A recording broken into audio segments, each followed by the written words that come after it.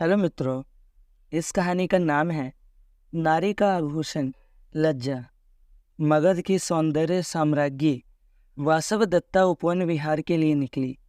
उसका साज श्रृंगार उस राजवधू की तरह था जो पहली बार ससुराल जाती है। एकाएक दृष्टि उपवन ताल के किनारे स्फटिक शिला पर बैठे तरुण सन्यासी उपगुप्त पर गई। चीरवधारी ने ब्राह्म सौंदर्य को अंतर्निष्ठ कर लिया था और उस आनंद में कुछ ऐसा निमग्न हो गया कि उसे बाह्य जगत की कोई सुध ना रही थी। हवा में पायल की स्वर झंकृति और सुगंध की लहरें पैदा करती वासवदत्ता समीप जा खड़ी हुई। भिक्षु ने नेत्र खोले। वासवदत्ता ने चपल भाव से पूछा, महामहिम, बताएंगे नारी का सर्वश्रेष्ठ आभूषण क्या है? तपस्वी ने उत्तर दिया, जो उसके सौंदर्य को सहज रूप से बढ़ा दे। चंचल नेत्रों को उपगुप्त पर डालती वासवदत्ता ने फिर प्रश्न दोहराया, सहज का क्या अर्थ है महात्मा जी?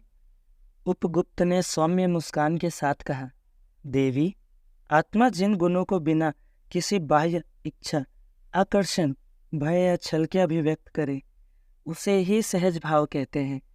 सौंदर्य को जो बिना किसी कृत्रिम में स्पष्ट साधन के बढ़ाता हो, नारी का वह भाव ही सच्चा आभूषण है।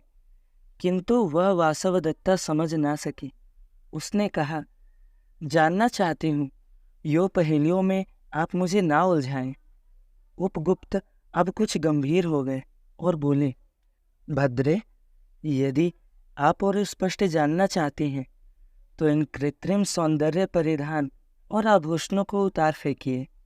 पैरों की थिरकन के साथ वासवदत्ता ने एक एक आभूषण उतार दिए। सन्यासी निर्निमेष वह क्रीड़ा देख रहा था। निश्चल, मौन, विचार मग्न वासवदत्ता ने अब परिधान उतारने भी प्रारंभ कर दिए। साड़ी, चुनरी, लहंगा और कंचुकी सब उतर गए। शुभ्र निर्वसन देह के अतिरिक्त शरीर पर कोई पट परिधान शेष नहीं रहा। तपस्वी ने कहा, देवी, किंचित मेरी ओर देखिए। किंतु इस बार वासवदत्ता लज्जा से आविर्भूत ऊपर को सिर ना उठा सकी।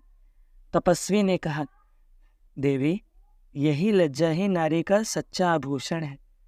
और जब तक उसने वस्त्राभूषण पूरा धारण किए, उपगुप्त वहां से जा चुके थे।